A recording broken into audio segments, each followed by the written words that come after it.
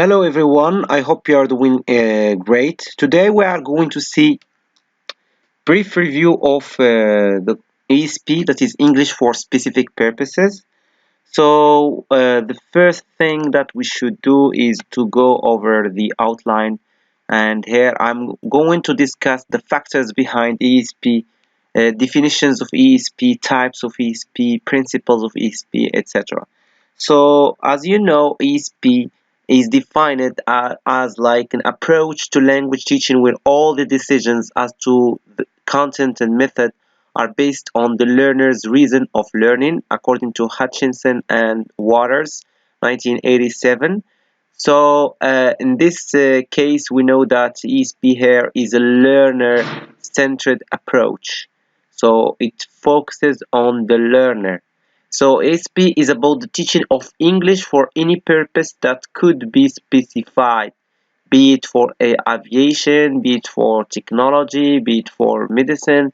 I mean, any purpose, and still we have to specify the specifications, so to speak. All right. Mackay and Montfort, 1978, write to this effect that ESP is generally used to refer to the teaching of English for clearly utilitarian purpose. According to Stevens, 1977, ESP considers the emergence of a number of activities, movements, and subjects that are carried out predominantly, though not exclusively, in English through the word. The reason can be for occupational or study purposes. In this regard, we have English for occupational purposes or English for academic purposes as like two types of ESP.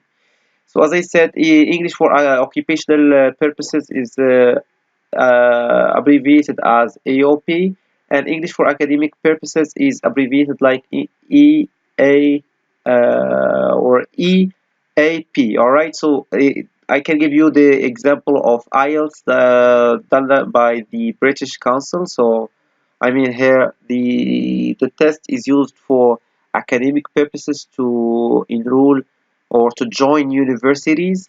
ESP programs are goal-oriented. In this case, we speak of absolute characteristics, whereas variable characteristics are derived from needs, which vary from situation to another in terms of target situation analysis.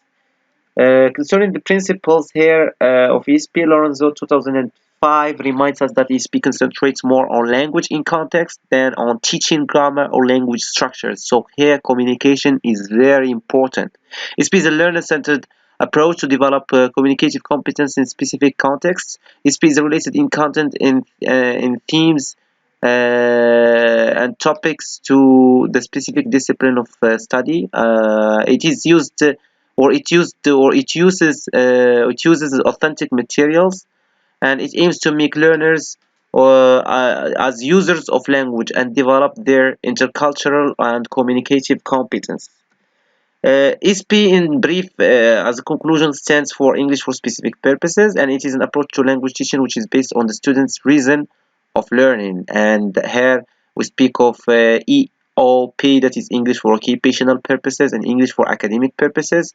The reasons behind ESP are attributed mainly to the expansion in world economy and this e-commerce and the globalization of the world, so to speak. And we have absolute and variable characteristics of ESP. And of course, ESP does not focus more on grammar, it focuses more on communicative competence, that is, on improving students' communicative competence by being centered or by focusing on the learner, in the sense that it is a learner-centered approach and using authentic materials. That's it. And if you have questions or remarks, do not hesitate to post them below. And see you in another tutorial.